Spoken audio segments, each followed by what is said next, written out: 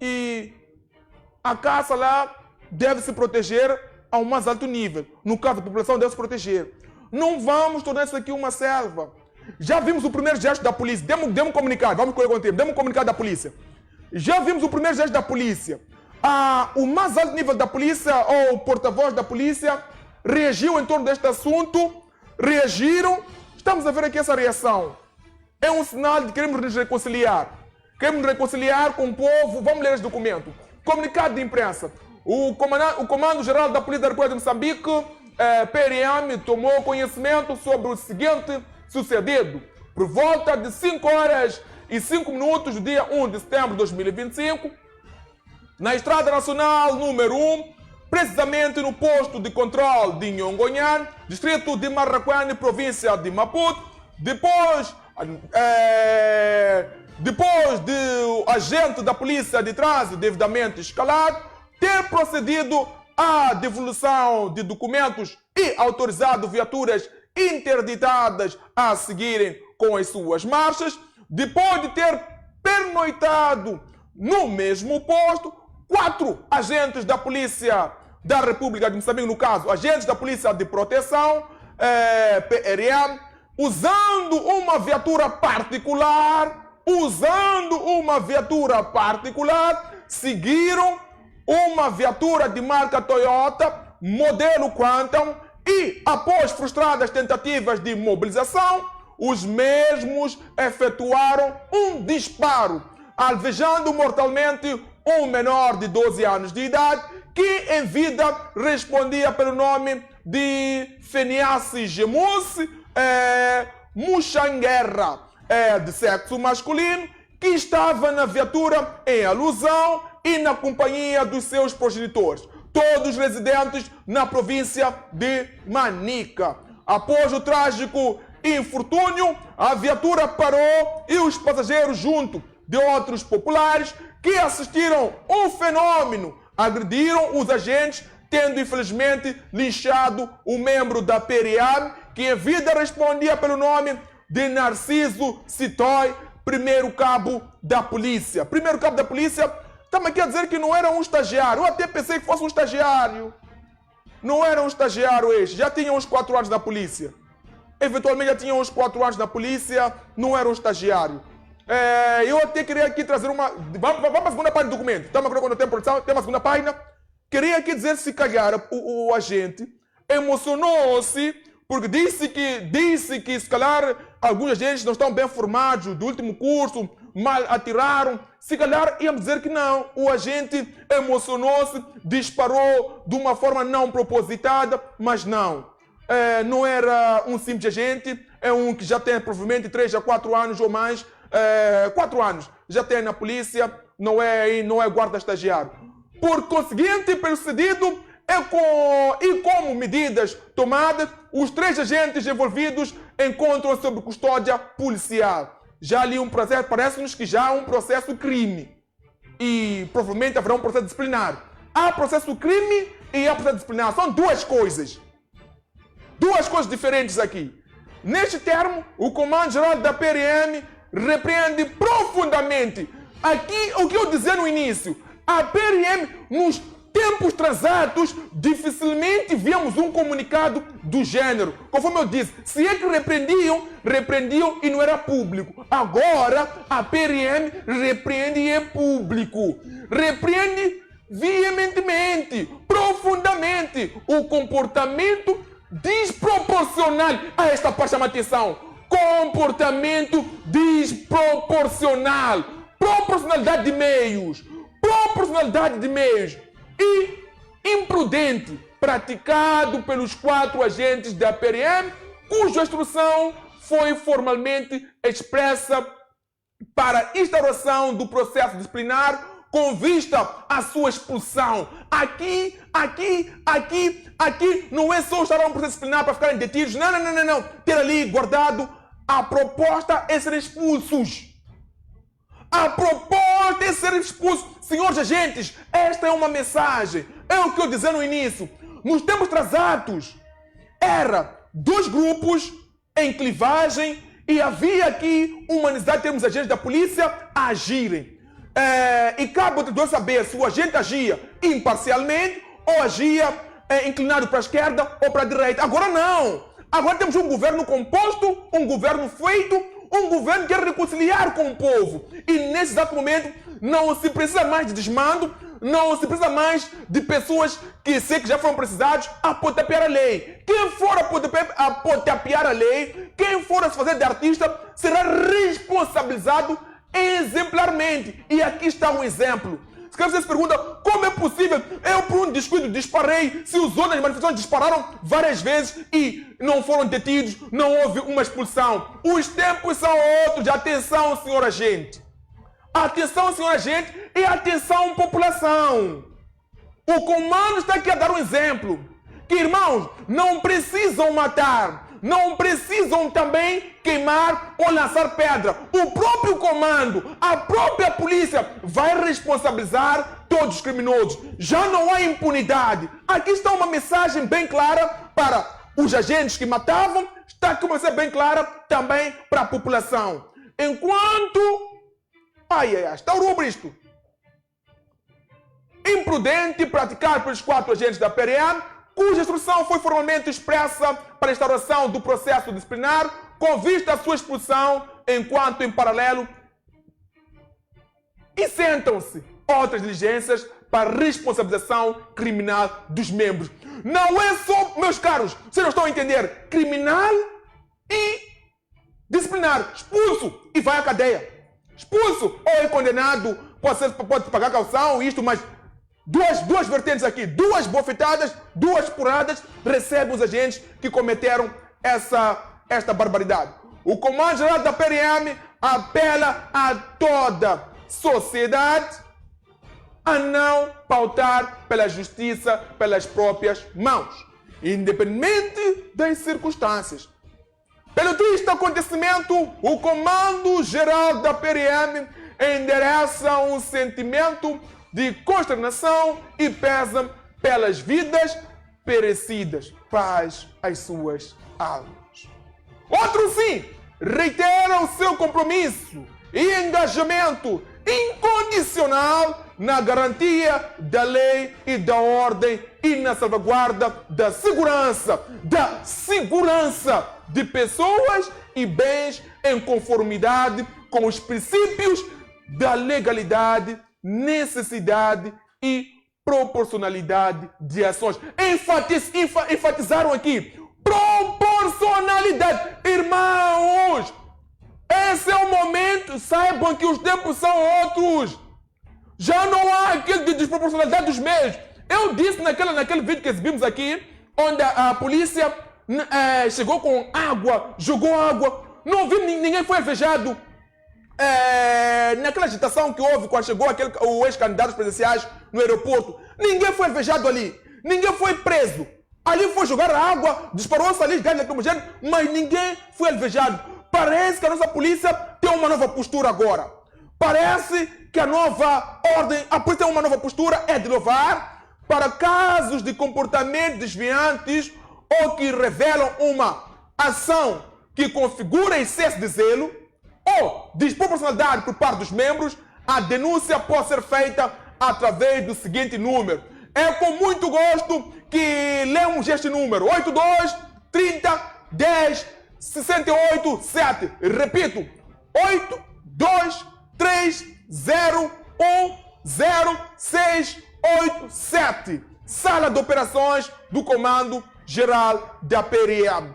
Eu dizia que é com muito gosto que leio este número, porque cheira-nos aqui uma tentativa de aproximar a polícia à população, aproximar a população à polícia. Dizer fim de hostilidade, fim de uma guerra. Agora nós estamos para trabalhar, fazer valer porque que existimos. E população chega de também, em algum momento, fazer justiça pelas próprias mãos. A pergunta que se nega a calar: como é que recebem, meus irmãos, como é que recebem, caros torcedores, esta mensagem da polícia?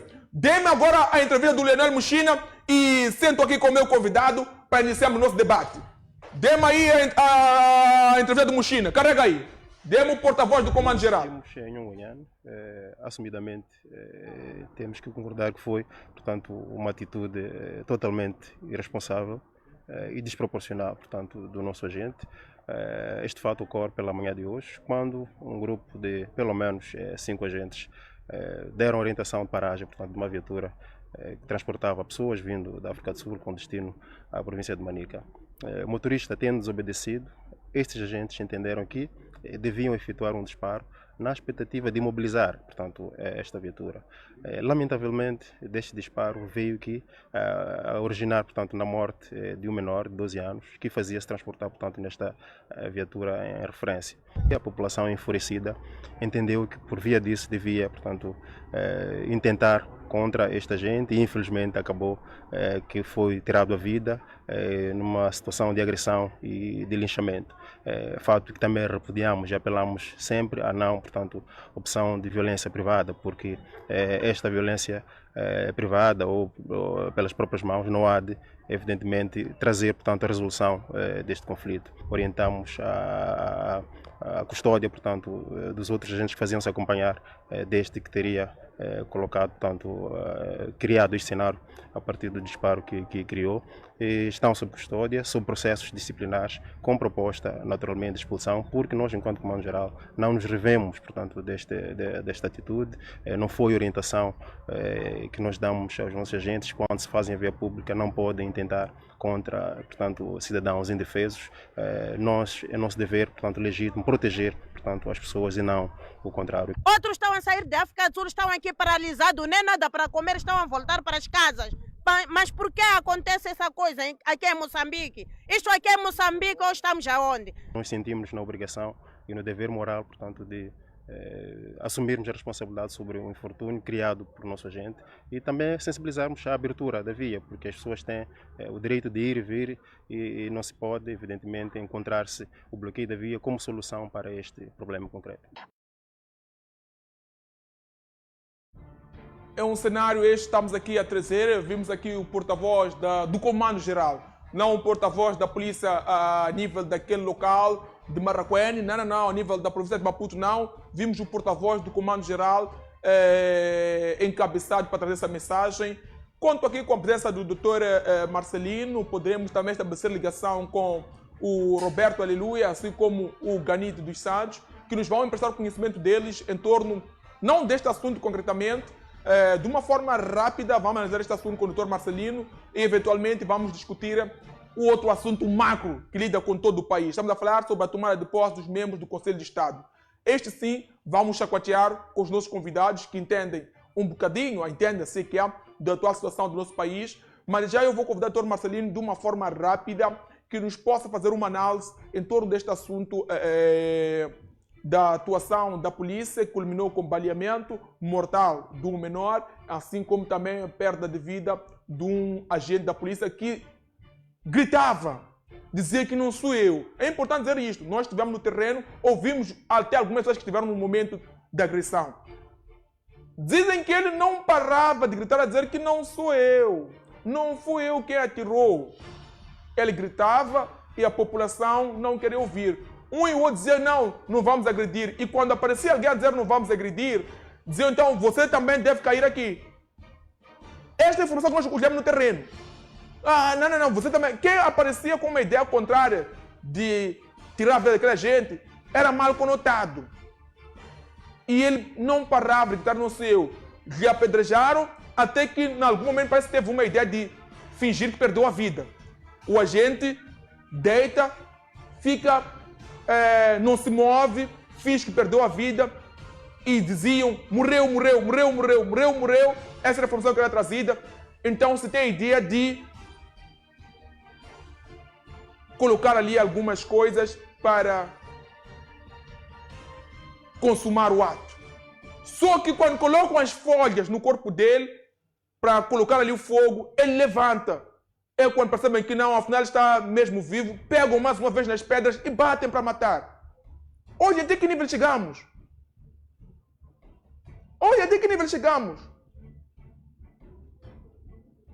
Vocês poderão ouvir, se ainda tivermos tempo, as declarações que nós tivemos, cerca de 45 minutos de revelações que as pessoas que estiveram no terreno nos contaram, fizeram para conosco, assim como vendedeiras, o discurso.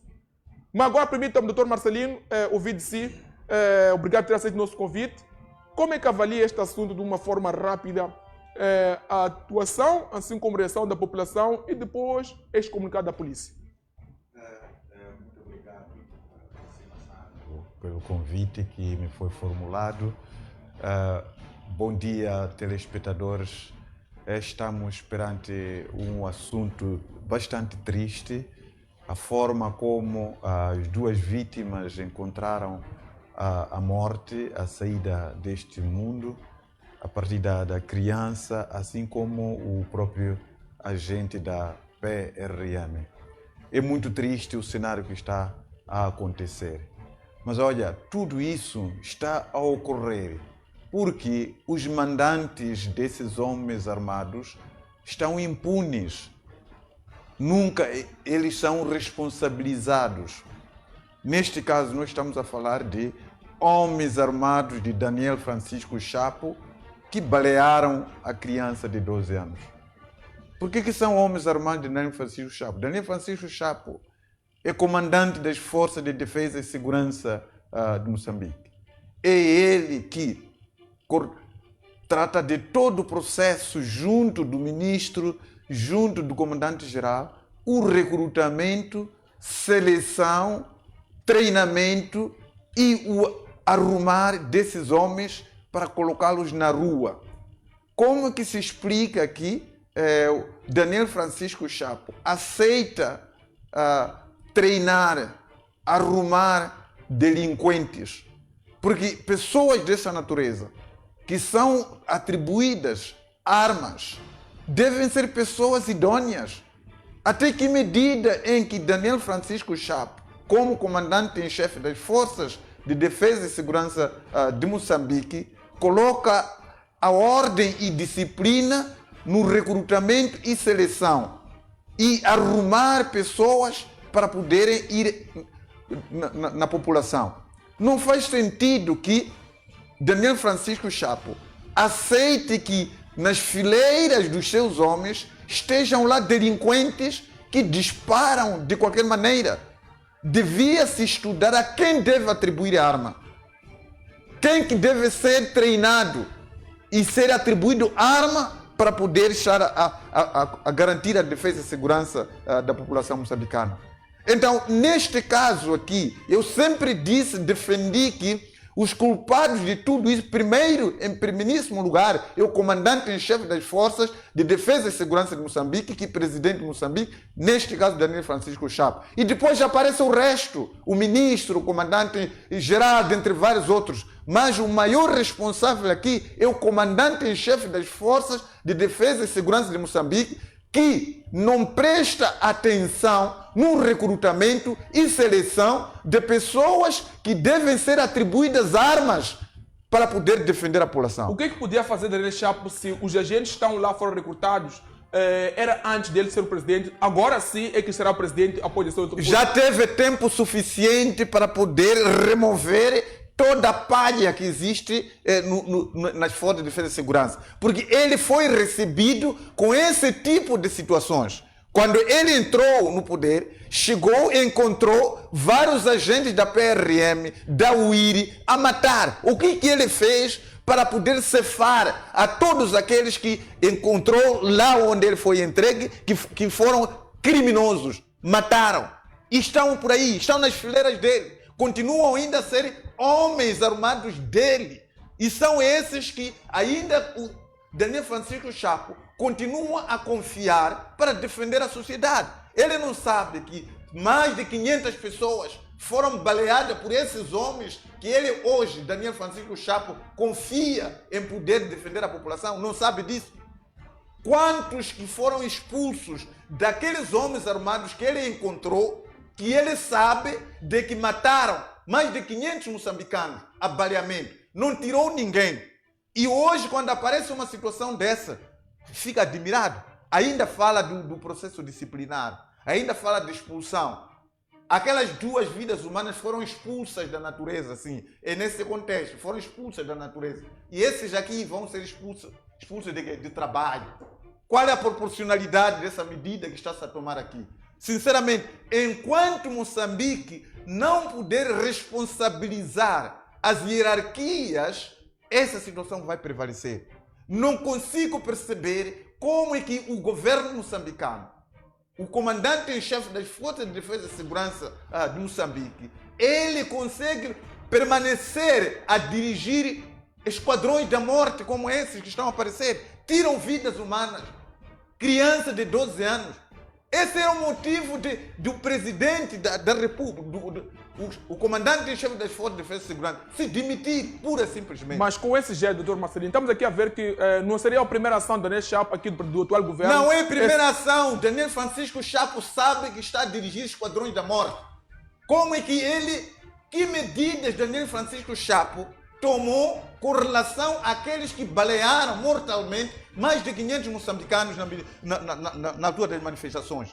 Se ele mantém aqueles homens nas suas fileiras, significa que concorda com aquilo que eles fizeram. Então, aqui não pode, Daniel Francisco Chapo não pode e não deve em nenhum momento cair fora dessa situação da morte dessa criança. O ter trocado o comandante-geral, ter trocado o ministro do interior, não é uma ação lógica esta? Olha, não é o comandante-geral, não é só ele. Os agentes que balearam estão aonde? Aqueles atores materiais, aqueles que concretizaram as mortes, mantêm-se, estão lá. Nenhum foi expulso, nenhum foi dado... até agora, quem foi... Alguém já ouviu daqueles que mataram mais de 500 pessoas? Quais foram as medidas que foram tomadas a ele? O comandante, bastou a medida do comandante geral. É isso que nós vamos dizer. A medida do ministro, bastou. E as pessoas que pegaram mesmo a tal arma e mataram, não estão lá. E essas não são as mesmas pessoas hoje que estão novamente a perpetrar essas mortes.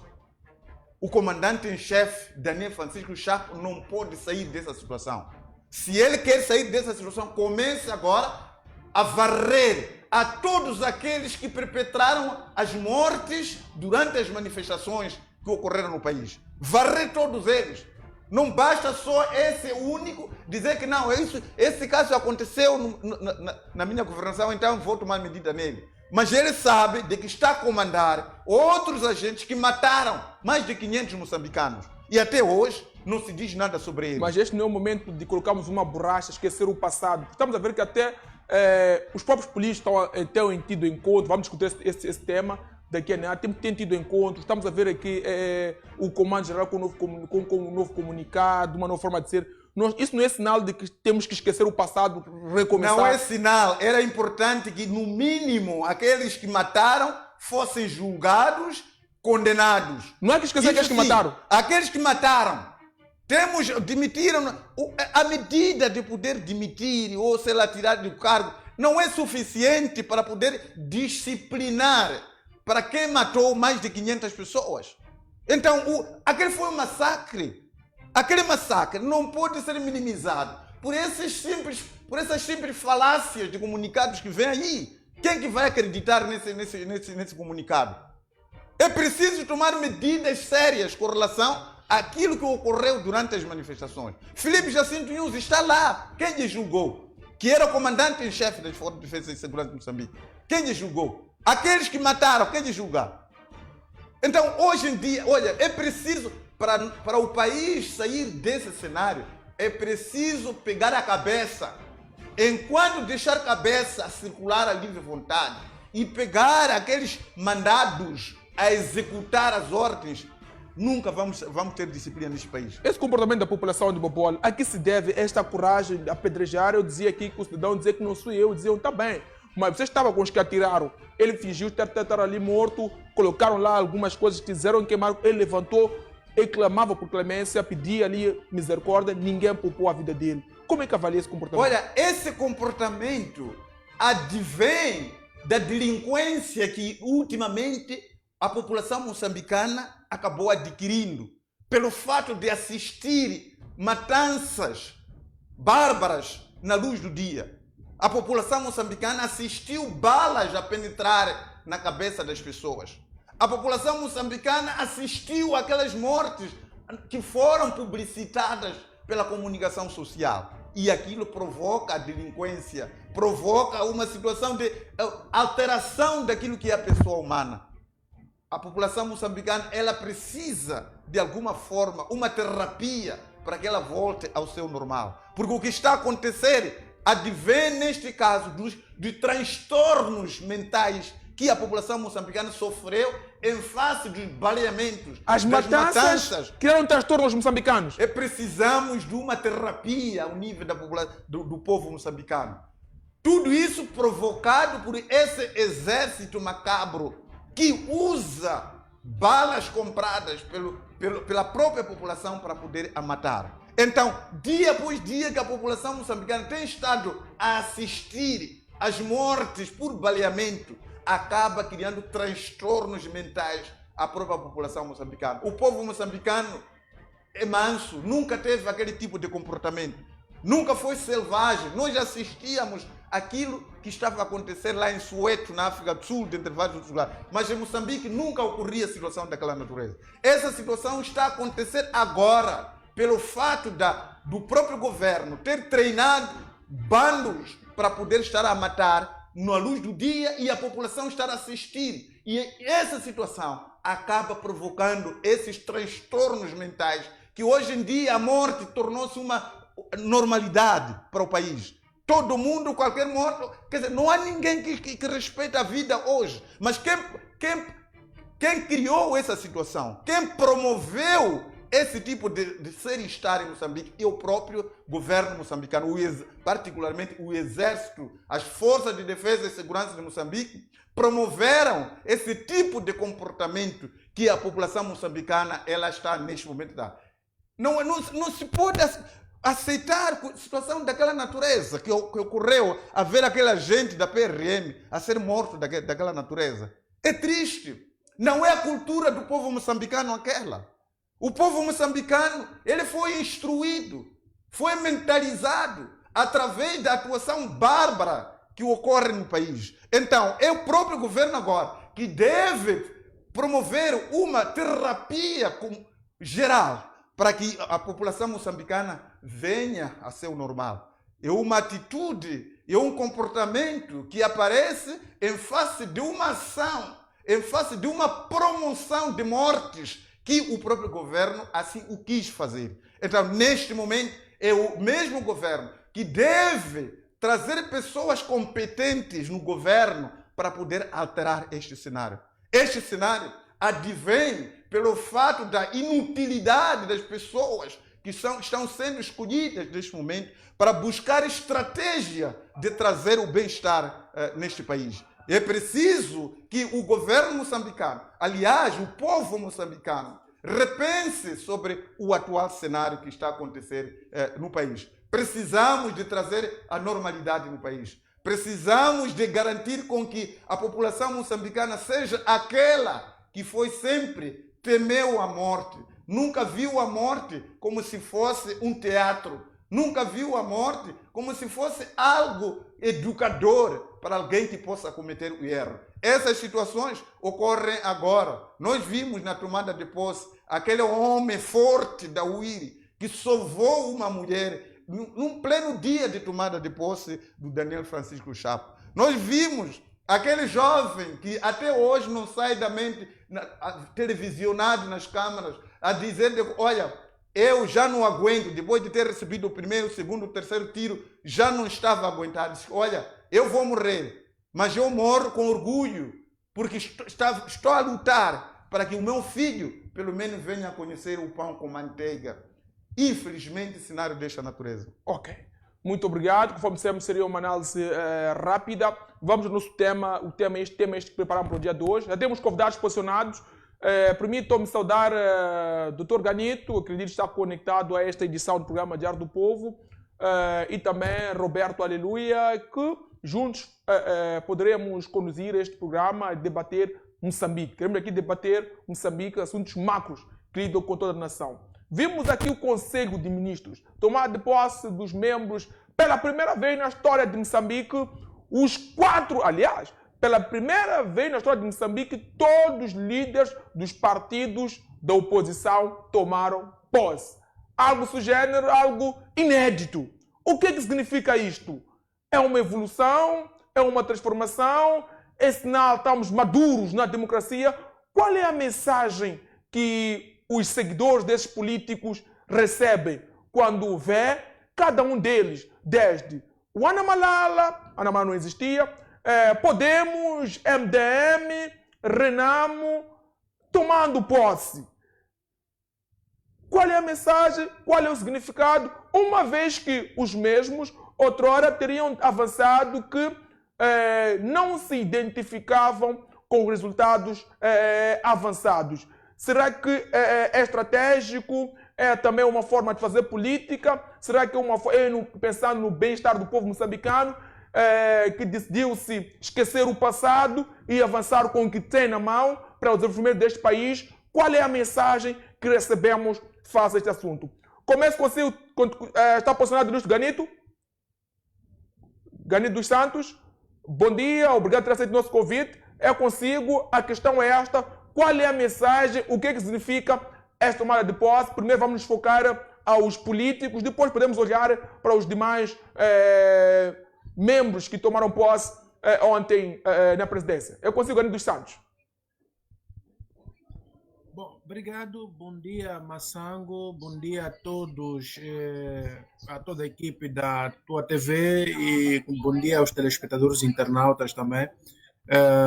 Muito obrigado por essa oportunidade de ceder aqui, estar aqui para dar algum palpite, algum comentário sobre a respeito dessa situação que está a mexer um pouco por todo Moçambique, falada das tomadas de posses, né? Indo mesmo à tua questão relacionada ao que é que significa a tomada de posse desses políticos a membro do Conselho de Estado, bom, eu acho que em termos estratégicos não há saídas. Neste presente momento, a luta política ou de invalidação política já cessou.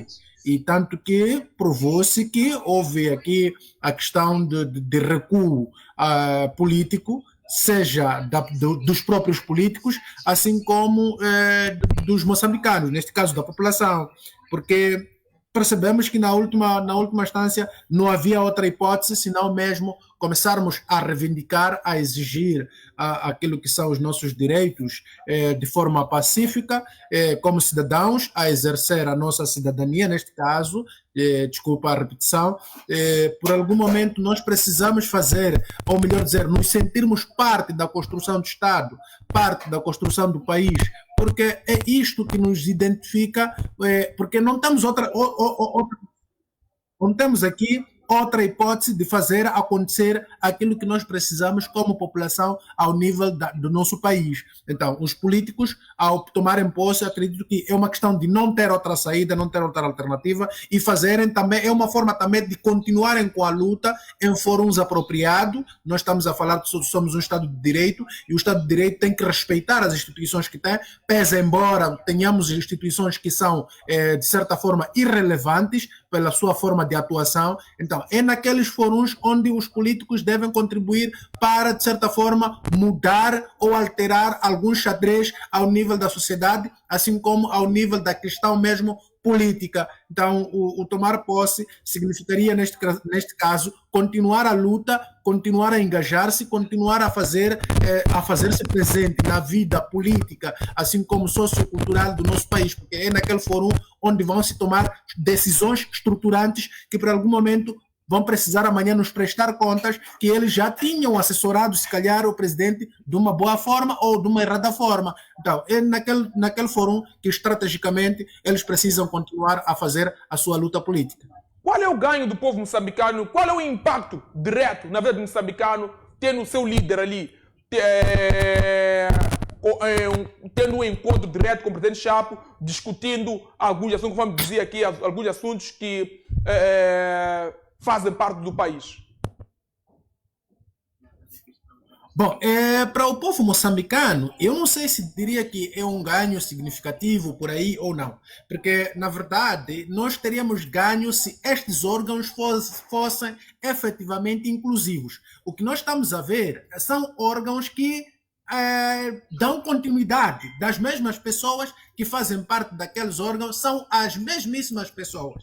É verdade que há aquele pensamento que um conselheiro tem que ser uma pessoa mais adulta, mais madura, mais experiente, mas nós precisamos também trazer novas imagens naqueles fóruns. Se há pessoas que por algum momento fizeram parte daquele órgão durante 10, 15 anos, não mudaram absolutamente nada, não vai ser agora que vão mudar. Então, é daí que eu digo que é difícil dizer aqui o ganho que aquele órgão, ou melhor dizer, aquelas tomadas de posse que foram assinaladas ontem, trazem algum benefício à população, porque as pessoas são as mesmas. Então, se as pessoas são as mesmas, não esperamos nenhuma decisão aqui que mude ou altere o sentido do Estado da nação que nós precisamos ou que nós almejamos. Temos a situação de Cabo Delgado, precisamos de novas pessoas que vão aconselhar o chefe do Estado a tomar decisões estruturantes que possam, de certa forma, colmatar, ou melhor dizer, amainar a situação dos deslocados em Cabo Delgado, a situação dos insurgentes em Cabo Delgado. E estamos agora a ter, como chama, esta assinatura do SOFA, que recentemente foi efetuada pelo Presidente da República aqui, como chama, com o Paulo Kagame. Então, essas decisões todas precisam ser analisadas naquele fórum. E estamos aqui a trocar os nossos militares por militares estrangeiros. Não estou aqui a querer menosprezar os militares estrangeiros, mas é preciso que nós comecemos a levar conta a peito para que também potencializéssemos os nossos concidadãos, para que a nossa, como chama, a nossa costa, a nossa soberania não seja aqui beliscada e não seja tentada. Então, Continua aí, Ganito. Consegue me ouvir? Acho que não. Roberta Luia está conosco. Está conectado o doutor Luia. Enquanto a Luia tenta se reconectar, passo a palavra ao doutor Marcelino Pangai. A questão é a mesma. Como é que avalia esta tomada de posse de novos membros do Conselho de Estado? Olha, eu tomei conhecimento daquele acontecimento com consternação. Triste e consternado em face daquele casamento que ocorreu entre a Frelimo e a oposição. Casamento entre a Frelimo e a oposição. Partido do poder e a oposição. Houve um casamento. Temos neste caso, aliás, temos neste caso os tais afiliados, talvez podíamos dizer assim, os afiliados, que são os tais membros do Conselho de Estado, e temos o padrinho, que é a própria Frelimo. Então, vimos aí os afiliados a receberem orientações. Ok. De como os afiliados... Dr. Marcelino dizia que vimos aqui este casamento entre a Frelimo e a oposição, e dava aqui o exemplo de afiliados, estava aqui a tentar trazer esse cenário do Conselho de Estado. Produção, podia fazer uma coisa interessante, só para que os nossos traidores que não estão a par da situação possam estar abalizados. Dê-me a matéria número 1, este momento onde os membros do Conselho de Estado tomam posse, vamos ver cada um o rosto destes senhores, vamos ver aquele semblante e depois voltamos para fazer aqui uma análise mais inclusiva, porque são muitos moçambicanos que estão a acompanhar a Diário do Povo, eventualmente não puderam acompanhar isto ontem. Carrega essa matéria. Cerca de 8 meses depois da tomada de posse do presidente da República, Daniel Francisco Chapo, tomaram posse membros do Conselho do Estado na presidência da República. Numa cerimônia que juntou várias individualidades da arena política no país, com destaque para os antigos presidentes da República, Joaquim Alberto Chissano, Armando Emílio Guebuza e Filipe Jacinto Nhosi. No seu discurso de ocasião, o chefe do Estado, Daniel Chapo, destaca a importância dos seus conselheiros. Pedem aos políticos para que pautem pelo respeito pelas regras democráticas. Os nossos irmãos moçambicanos pedem o fim dos crimes como raptos, o terrorismo no distrito de Zona Norte da província de Cabo Delgado e de outros crimes organizados, como os roubos na Paramas, na Zona Centro e tantos outros crimes. O povo moçambicano pede a implantação de mais infraestruturas econômicas e sociais em seus locais de residência. Estamos a falar de cidades, distritos, postos administrativos, localidades e até povoações. Os nossos compatriotas pedem mais oportunidades de emprego, principalmente a nossa juventude. Os moçambicanos pedem a implementação de projetos de habitação de baixo custo, especialmente para os jovens, financiamento de iniciativas juvenis e também a questão relacionada com a formação técnico-profissional. Os moçambicanos querem participar na implantação dos alicerces da independência econômica do país. Os moçambicanos querem participar no diálogo nacional inclusivo. Neste contexto, estamos a afirmar que, para além de matérias que a lei obriga a consulta ao Conselho de Estado, gostaríamos de apelar aos membros do Conselho de Estado que tomaram posse hoje para juntos refletirmos também sobre estas questões. Distintos convidados, minhas senhoras e meus senhores. Entretanto, o presidente da República enaltece o trabalho feito pelos antigos estadistas. Não podíamos terminar a nossa intervenção sem endereçar uma palavra de apreço aos nossos concidadãos que deixaram de fazer parte deste órgão porque o seu mandato chegou ao fim. Fizeram um trabalho extraordinário e sempre teremos a sua participação como um legado. Reconhecemos que eles desempenharam a sua missão com alto sentido de Estado e zelo. Por isso, em nome de todos os moçambicanos, endereçamos o nosso muito obrigado. A terminar, convido a todos para nos acompanharem num brinde pela saúde dos antepassados e as suas respectivas famílias, pelo aprofundamento da reconciliação nacional e o Estado democrático moçambicano, pela prosperidade de Moçambique e, em particular, do povo moçambicano. Muito obrigado pela vossa atenção e vamos trabalhar unidos do Rovuma ao Maputo, do Zumbo ao Índico, como moçambicanos. Este é o primeiro Conselho de Estado que conta com todos os presidentes dos partidos políticos com assentos no Parlamento desde 1975. Reconciliação, um brinde, um marco histórico. Doutor Marcelino, recuperando aqui o seu fio de raciocínio, esteja à vontade, como é que avalia essa situação? Sim, eu dizia que eu tomo com consternação, tristeza, esse casamento que acaba de ocorrer entre os partidos da oposição e a Frelimo, apadrinhado pelo Daniel Francisco Chapo. Tenho muita pena que esses afilhados que escolheram como padrinho Daniel Francisco Chapo, que outrora mostraram-se defensores do povo e hoje aceitaram realizar um casamento desta natureza, tristemente chegado aos nossos ouvidos. Olha, esses afilhados receberam aí recomendações de como eles devem se comportar do casamento que eles tiveram agora, a oposição e a Frelimo. O padrinho Daniel Francisco Chapo deixou orientações que vocês não devem jamais lançar discursos de ódio. Devem trabalhar para trazer a unidade nacional. Devem trabalhar para ter paz no país. Como ter paz com fome?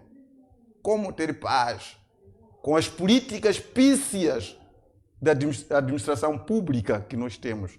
Como promover a reconciliação? Como promover a unidade nacional com o divisionismo, a etnicidade que está a ocorrer dia após dia? E os afilhados não foram capazes de poder questionar até que medida em que nós vamos efetivamente promover a unidade nacional com as políticas pífias, com as políticas públicas pétricas que o país neste momento decide poder seguir. Os afilhados não fizeram essa pergunta. E depois, sendo esses afilhados aqueles que foram chamados para poder dar contribuição desta natureza, para uma questão que se sabe que a ideologia que nós estamos a seguir hoje, enquanto ela prevalecer, não há como qualquer conselheiro capaz de inverter o atual cenário. Então, para mim, é um grande recuo que os partidos da oposição, aliás, os grupos de amigos que aceitaram serem apadrinhados por este governo e que hoje isso mostrou claramente o dar costas à sociedade moçambicana. Não há como fazer oposição na situação em que eles se encontram ali. Ali não há nenhuma definição que foi dada relativamente à obrigação que o Conselho de Estado pode dar ao Presidente da República para que ele possa cumprir com algo que está a correr mal no país. Eles vão falar e em nenhum momento o Presidente da República será obrigado a ouvir e implementar aquilo que há de ouvir dos afiliados. Ele vai fazer aquilo que o entender.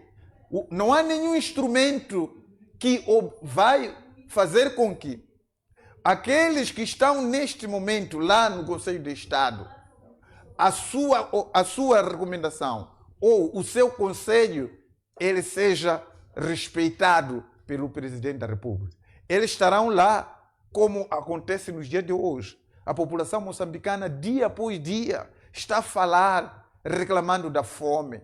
A população, dia após dia, está a reclamar da exclusão, da injustiça social. Mas ninguém ouve isso. Será que esse governo vai ouvir o conselho daqueles afiliados que estão ali?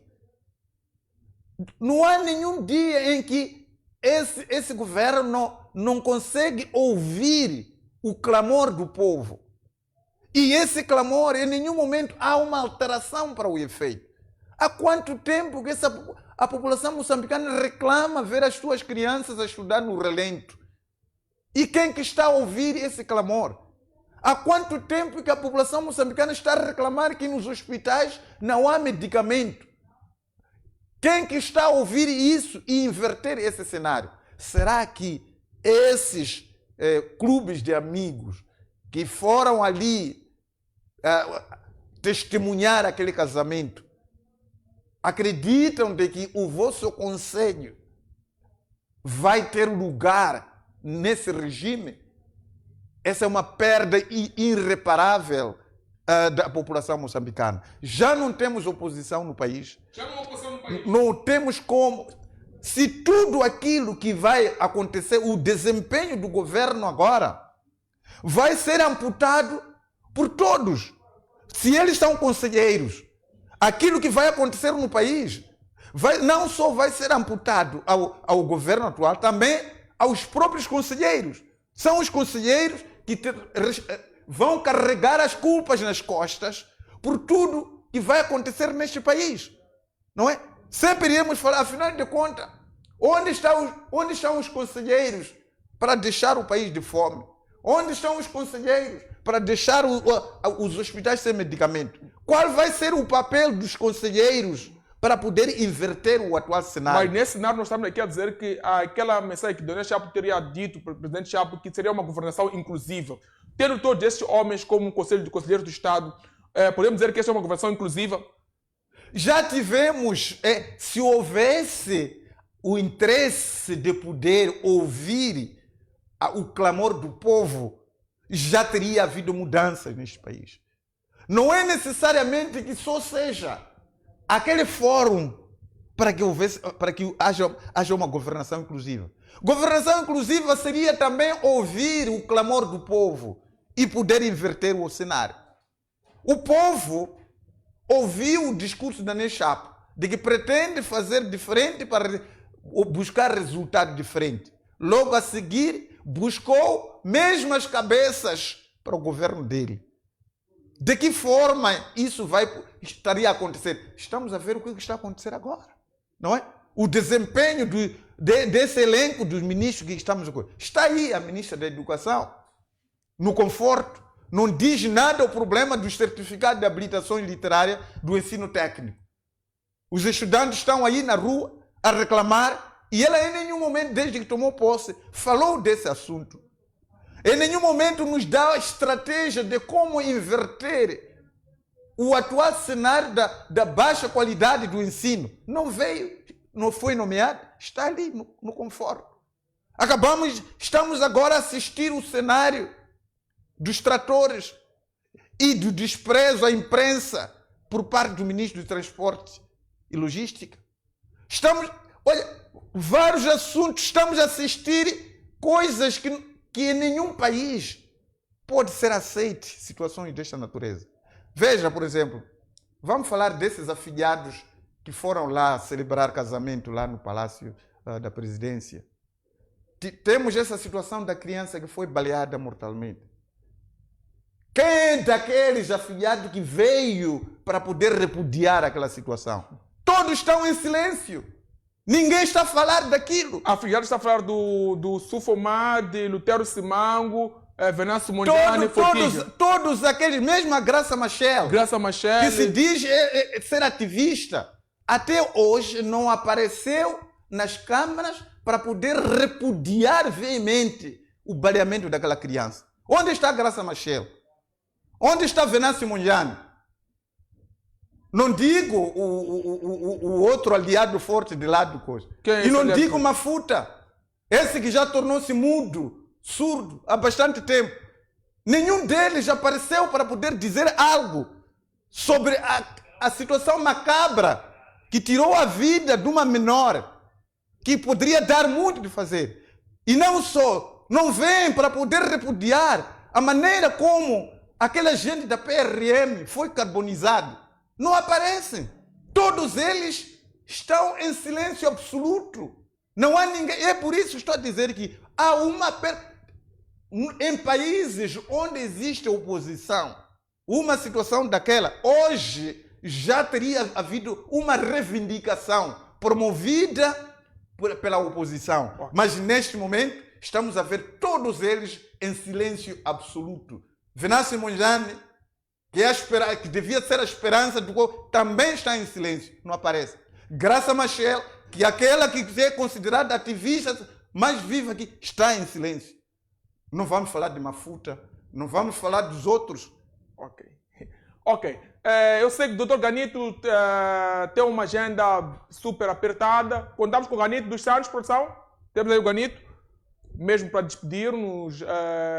Dr. Ganito, a pergunta que eu colocaria, o que coloco assim, é: quais são as vantagens individuais dos que tomaram posse como membros do Conselho de Estado? No seu ponto de vista, há alguma vantagem como ser humano, como pessoa, por tomar posse como membro do Conselho de Estado?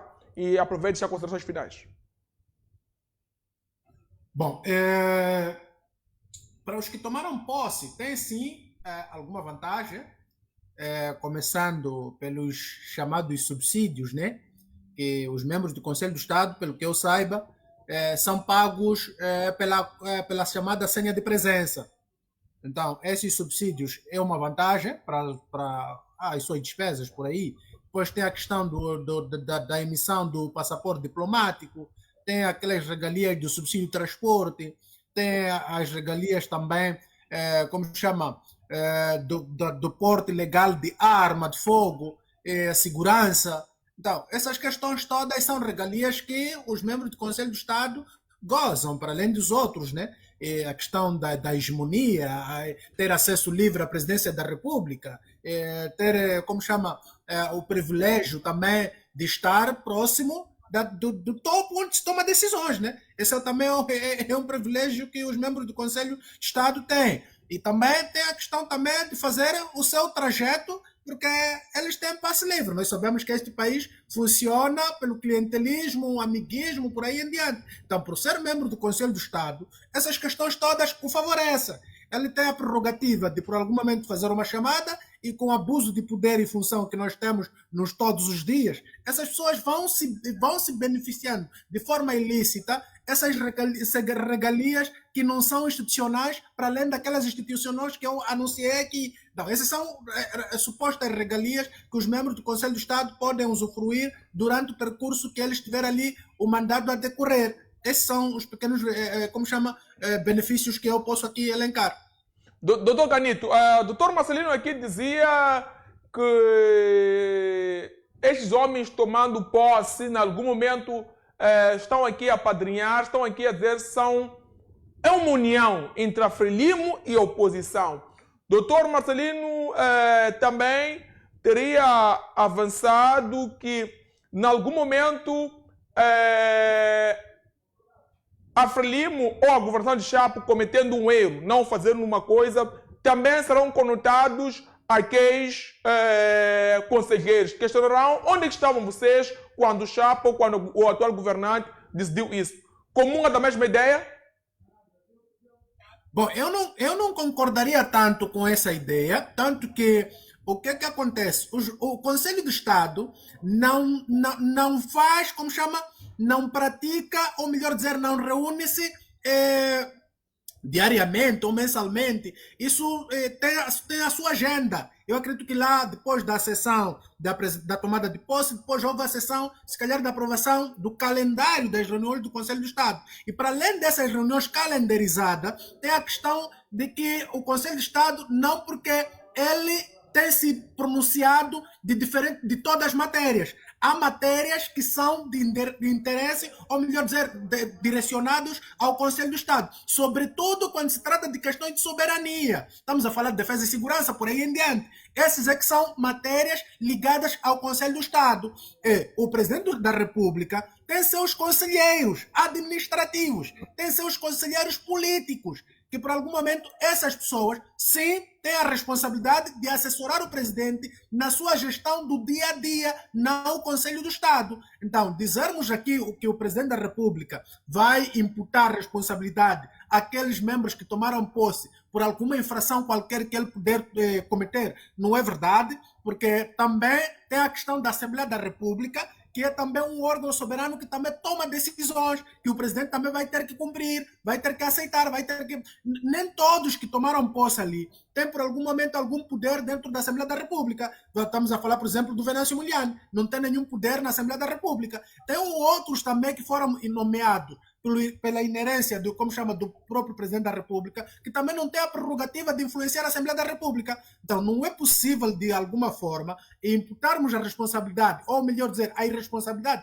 de alguma atitude do presidente da República àquelas pessoas que são membros do Conselho do Estado. Isso não é verdade. É verdade que algumas ações, como eu disse, de soberania sobretudo, por exemplo, o assunto de Cabo Delgado, isso sim mexe com o Conselho de Estado. O Conselho de Estado deve reunir, deve decidir, pensar a situação de Cabo Delgado, como é que se pode gerir. Então, não podemos aqui, juntar o joio e o trigo, sob pena de, por algum momento, fazermos uma salada russa e não sabermos aqui separar as coisas. Obrigado. Considerações finais.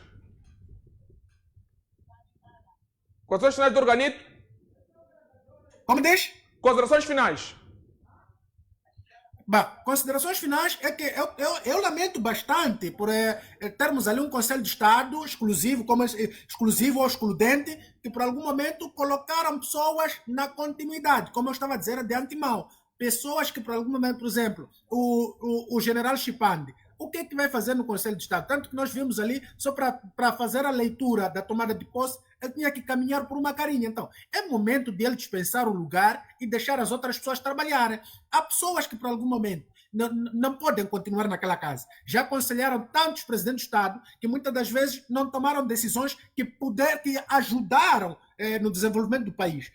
O caso em particular deste nome que eu citei há pouco tempo. Então, nós precisamos de um Conselho de Estado que, por algum momento, vai trazer pessoas que vão nos trazer nova roupagem, nova visão e nova forma de fazer as coisas. Se o Presidente da República veio no seu apanágio, no seu diálogo, aliás, no seu discurso, que fazer coisas diferentes para ter resultados diferentes. Então, eu sinto que isto está a ser apenas uma falácia que, na realidade, não está a acontecer. E, a título de exemplo, temos ali o Conselho do Estado que está a apostar na continuidade. E isto nós temos que repugnar, porque, por algum momento, isso não é bom e não vai trazer esta forma de trazer resultados de forma diferente, porque as pessoas são as mesmas. Tanto que também o governo dele, claramente, que também é constituído, na sua maioria, pela continuidade. E isto não joga, de certa forma, com aquilo que é o seu discurso propagandista, que de realidade não tem nada. Obrigado.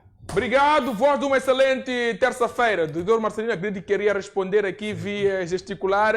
Esteja à vontade. Olha, é o seguinte. Primeiro vamos procurar entender qual é o peso dos conselheiros, que são tais membros do Estado, do Conselho de Estado, que têm nas decisões desse país. Será que há quem acredita de que os tais conselheiros, os tais membros do Conselho de Estado, as suas opiniões, as suas contribuições serão válidas para a tomada de decisão deste governo? Quer dizer, é uma falácia. O que é que estarão a fazer, efetivamente? Estar ali para fazer uma figura de que são conselheiros? Vão falar quando aquilo que se fala não se implementa? Para nós podermos talvez acreditar que esses conselheiros, as suas posições, por exemplo, poderão ter eco para esse governo, por exemplo, quando falava da soberania. O próprio povo já tem estado a dar conselho ao Estado do que o povo quer. Alguma vez esse governo deu ouvidos à população? O conselho que dia após dia a sociedade tem estado a dar ao governo, alguma vez esse governo deu vazão? Então, mesmo os últimos conselhos, onde Dhlakama fez parte, sei lá o quê, alguma vez foi dado ouvido e alterar o cenário? É por essa razão que eu estou a dizer o seguinte, de que a chamada desses partidos de oposição para ali trata-se de uma questão estratégica, de um casamento estratégico para poder apagar, ofuscar as mentes, a cognição da oposição. E a oposição aceitou fazer isso. Como é que as mentes desses senhores da oposição vão ser ofuscadas? Através dessas mordomias que eles vão ter. Através desses passaportes diplomáticos para circular no mundo inteiro sem que andem com aquelas maçadas. Através desses valorzitos, vendendo o interesse da população. Eu não acredito e nunca acreditarei numa situação em que um Conselho de Estado, onde não existe poder de veto por parte daqueles membros. Se houvesse o poder de veto por parte daqueles membros do Conselho do Estado, aí sim eu havia de acreditar que algo de bom sairia na população. Agora estar a falar como um tiner, como um sino que toca, que não diz nada, e depois estar a implementar outra coisa, e nós vamos dizer que esses foram lá fazer algo de coisa. Sinceramente, o país perdeu imensamente de aqueles que, de alguma forma, poderia se pensar como esperança da população moçambicana para inverter o atual cenário, entraram naquela cilada para vão ser ali moldados, as suas mentes serão moldadas ao regime atual. Foram entrar na lama da ideologia do Partido Frelimo. E a partir daqui, dificilmente aqueles afiliados que estão lá falarão a língua que poderá inverter o atual cenário. É difícil nós podermos... Senhores, nós temos que lembrar de alguma coisa. Precisamos de todo o povo moçambicano garantir com que nós demos contribuições relevantes, responsabilizar acima de tudo, aqueles que estão na nossa frente. Mostrá-los as falhas, os erros e exigir, inclusivamente, a demissão para que encontre-se outras formas. Não vale a pena confiarmos mais naqueles afilhados que foram lá casar ontem, infelizmente. Considerações finais.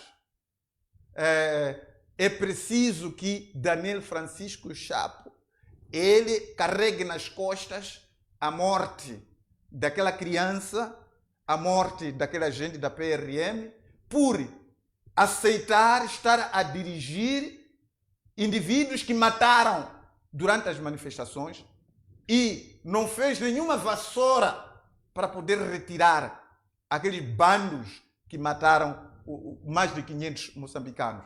E, por conseguinte, estão novamente os mesmos a matar. Por isso, carregue nas costas as mortes que existiram. Da mesma maneira, foi anunciar que existem raposas na LAM e deixou as raposas lá. Depois começaram a colocar tarifas absurdas de viagens. Roubaram-nos durante esse período, depois de ter anunciado que havia raposas. No lugar de poder matar as raposas, manteve as raposas a guarnecer galinhas. É difícil. Daniel Francisco Chapo carrega nas costas a criança que matou, que os seus homens armados mataram aquela criança. Não pode sair dessa situação. Nós estamos a fazer isso para poder dizer ao presidente da República, para poder fazer uma vassoura nas fileiras dos agentes de defesa e segurança de Moçambique. Não pode arrumar indivíduos de conduta duvidosa. Não dê armas aos indivíduos de conduta duvidosa. Como é que recruta, seleciona e manda treinar, entrega a arma a um delinquente? É culpado aquele que entregou a arma ao delinquente. Aqueles agentes que dispararam para matar são delinquentes recrutados, selecionados, treinados, arrumados à ordem do Daniel Francisco Chapo. Isso não pode dizer como. Não podemos permitir uma situação dessa. Tanta morte que está ainda a ocorrer no país. A assistência num país onde temos comandante em chefe, onde temos comandante-geral, onde temos...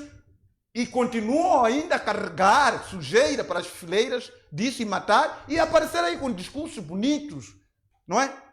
Sinceramente, muito obrigado. Obrigado, doutor Marcelino. Produção, temos aí o Boletim da República, de modo em que eu posso fazer a leitura do Boletim da República. Obrigado, doutor Marcelino, por ter aceito. Traz o Boletim da República, ter aceito o nosso convite. Aguardamos por si as próximas ocasiões. Ok? Minhas senhoras, meus senhores, caros internautas, caros servidores, permitam-me ler este documento, o Boletim da República, de modo em que possamos depois abrir as linhas e interagir convosco, todos vocês que estão ligados a essa edição do programa Diário do Povo. Temos aqui disposições gerais. Querem que eu abra as linhas, né? Poderei abrir daqui a nada, porque eu sei que vocês querem conversar conosco, querem opinar. Temos aí, Boletim da República. Peço o retorno produção. Está o rubro em verdadeiro sentido. Havendo necessidade de regular a organização do Conselho do Estado, definir o estatuto dos seus membros nos termos, peço o retorno, se for possível, do número 3 do artigo 165, do número 1 do artigo 179, ambos da Constituição da República,